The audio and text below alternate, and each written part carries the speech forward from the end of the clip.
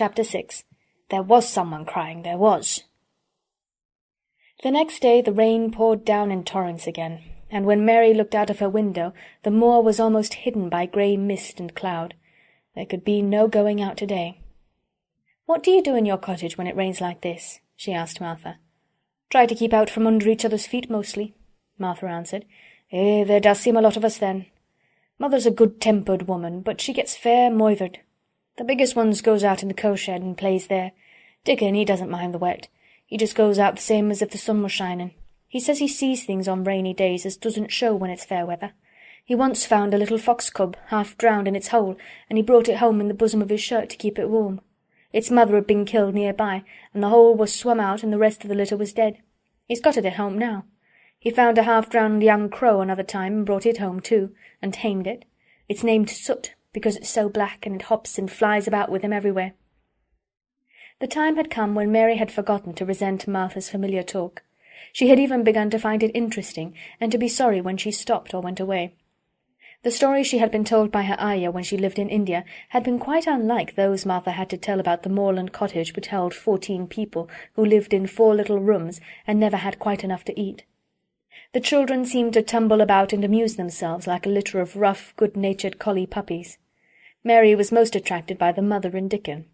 When Martha told stories of what Mother said or did, they always sounded comfortable. "If I had a raven or a fox cub I could play with it," said Mary, "but I have nothing." Martha looked perplexed. "Can thou knit?" she asked. "No," answered Mary. "Can thou sew?" "No." "Can thou read?" "Yes." "Then why doesn't thou read something, or learn a bit of spelling? Thou'st old enough to be learning thy book a good bit now." "I haven't any books," said Mary. "Those I had were left in India." "That's a pity," said Martha. "If Mrs. Medlock had let thee go into the library, there's thousands of books there." Mary did not ask where the library was, because she was suddenly inspired by a new idea. She made up her mind to go and find it herself. She was not troubled about Mrs. Medlock. Mrs. Medlock seemed always to be in her comfortable housekeeper's sitting-room downstairs. In this queer place one scarcely ever saw anyone at all. In fact, there was no one to see but the servants, and when their master was away they lived a luxurious life below stairs, where there was a huge kitchen hung about with shining brass and pewter, and a large servants' hall, where there were 4 or 5 abundant meals eaten every day, and where a great deal of lively romping went on when Mrs. Medlock was out of the way. Mary's meals were served regularly, and Martha waited on her, but no one troubled themselves about her in the least. Mrs. Medlock came and looked at her every day or two, but no one inquired what she did or told her what to do. She supposed that perhaps this was the English way of treating children. In India she had always been attended by her ayah, who had followed her about and waited on her hand and foot. She had often been tired of her company. Now she was followed by nobody, and was learning to dress herself, because Martha looked as though she thought she was silly and stupid when she wanted to have things handed to her and put on. "Hasn't thou got good sense?" she said once when Mary had stood waiting for her to put on her gloves for her. "Our Susan Ann is twice as sharp as thee, and she's only 4 year old. Sometimes thou looks fair soft in the head." Mary had worn her contrary scowl for an hour after that, but it made her think several entirely new things. She stood at the window for about 10 minutes this morning after Martha had swept up the hearth for the last time and gone downstairs. She was thinking over the new idea which had come to her when she heard of the library. She did not care very much about the library itself, because she had read very few books, but to hear of it brought back to her mind the 100 rooms with closed doors. She wondered if they were all really locked, and what she would find if she could get into any of them. Were there 100 really? Why shouldn't she go and see how many doors she could count? It would be something to do on this morning when she could not go out. She had never been taught to ask permission to do things, and she knew nothing at all about authority, so she would not have thought it necessary to ask Mrs. Medlock if she might walk about the house, even if she had seen her. She opened the door of the room and went into the corridor, and then she began her wanderings. It was a long corridor, and it branched into other corridors, and it led her up short flights of steps which mounted to others again. There were doors and doors, and there were pictures on the walls. Sometimes they were pictures of dark, curious landscapes, but oftenest they were portraits of men and women in queer, grand costumes made of satin and velvet. She found herself in one long gallery, whose walls were covered with these portraits. She had never thought there could be so many in any house. She walked slowly down this place and stared at the faces, which also seemed to stare at her. She felt as if they were wondering what a little girl from India was doing in their house. Some were pictures of children, little girls in thick satin frocks which reached to their feet and stood out about them, and boys with puffed sleeves and lace collars and long hair, or with big ruffs around their necks. She always stopped to look at the children and wonder what their names were, and where they had gone and why they wore such odd clothes. There was a stiff, plain little girl rather like herself. She wore a green brocade dress and held a green parrot on her finger. Her eyes had a sharp, curious look. "Where do you live now?" said Mary aloud to her. "I wish you were here." Surely no other little girl ever spent such a queer morning.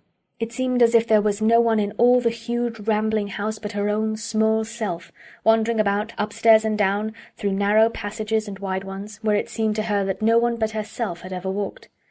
Since so many rooms had been built, people must have lived in them, but it all seemed so empty that she could not quite believe it true. It was not until she climbed to the second floor that she thought of turning the handle of a door. All the doors were shut, as Mrs. Medlock had said they were, but at last she put her hand on the handle of one of them and turned it. She was almost frightened for a moment, when she felt that it turned without difficulty, and that when she pushed upon the door itself, it slowly and heavily opened. It was a massive door, and opened into a big bedroom. There were embroidered hangings on the wall, and inlaid furniture such as she had seen in India stood about the room. A broad window with leaded panes looked out upon the moor, and over the mantel was another portrait of the stiff, plain little girl, who seemed to stare at her more curiously than ever. "Perhaps she slept here once," said Mary. "She stares at me so that she makes me feel queer." After that she opened more doors and more. She saw so many rooms that she became quite tired, and began to think that there must be 100, though she had not counted them. In all of them there were old pictures or old tapestries with strange scenes worked on them. There were curious pieces of furniture and curious ornaments in nearly all of them. In one room, which looked like a lady's sitting-room, the hangings were all embroidered velvet, and in a cabinet were about 100 little elephants made of ivory. They were of different sizes, and some had their mahouts or palanquins on their backs. Some were much bigger than the others, and some were so tiny that they seemed only babies. Mary had seen carved ivory in India, and she knew all about elephants. She opened the door of the cabinet and stood on a footstool and played with these for quite a long time. When she got tired, she set the elephants in order and shut the door of the cabinet. In all her wanderings through the long corridors and the empty rooms, she had seen nothing alive, but in this room she saw something. Just after she had closed the cabinet door, she heard a tiny rustling sound. It made her jump and look around at the sofa by the fireplace, from which it seemed to come. In the corner of the sofa there was a cushion, and in the velvet which covered it there was a hole, and out of the hole peeped a tiny head with a pair of frightened eyes in it. Mary crept softly across the room to look. The bright eyes belonged to a little grey mouse, and the mouse had eaten a hole into the cushion and made a comfortable nest there. 6 baby mice were cuddled up asleep near her. If there was no one else alive in the 100 rooms, there were 7 mice who did not look lonely at all. "If they wouldn't be so frightened, I would take them back with me," said Mary. She had wandered about long enough to feel too tired to wander any further, and she turned back. 2 or 3 times she lost her way by turning down the wrong corridor, and was obliged to ramble up and down until she found the right one, but at last she reached her own floor again, though she was some distance from her own room, and did not know exactly where she was.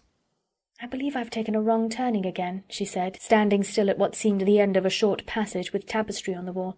"I don't know which way to go. How still everything is." It was while she was standing here, and just after she had said this, that the stillness was broken by a sound. It was another cry, but not quite like the one she had heard last night. It was only a short one, a fretful, childish whine muffled by passing through walls. "It's nearer than it was," said Mary, her heart beating rather faster, "and it is crying." She put her hand accidentally upon the tapestry near her, and then sprang back, feeling quite startled. The tapestry was the covering of a door which fell open, and showed her that there was another part of the corridor behind it, and Mrs. Medlock was coming up it with her bunch of keys in her hand and a very cross look on her face. "What are you doing here?" she said, and she took Mary by the arm and pulled her away. "What did I tell you?" "I turned round the wrong corner," explained Mary. "I didn't know which way to go, and I heard someone crying." She quite hated Mrs. Medlock at the moment, but she hated her more the next. "You didn't hear anything of the sort," said the housekeeper. "You come along back to your own nursery, or I'll box your ears." And she took her by the arm and half pushed, half pulled her up one passage and down another, until she pushed her in at the door of her own room. "Now," she said, "you stay where you're told to stay, or you'll find yourself locked up. The master had better get you a governess, same as he said he would. You're one that needs someone to look sharp after you. I've got enough to do."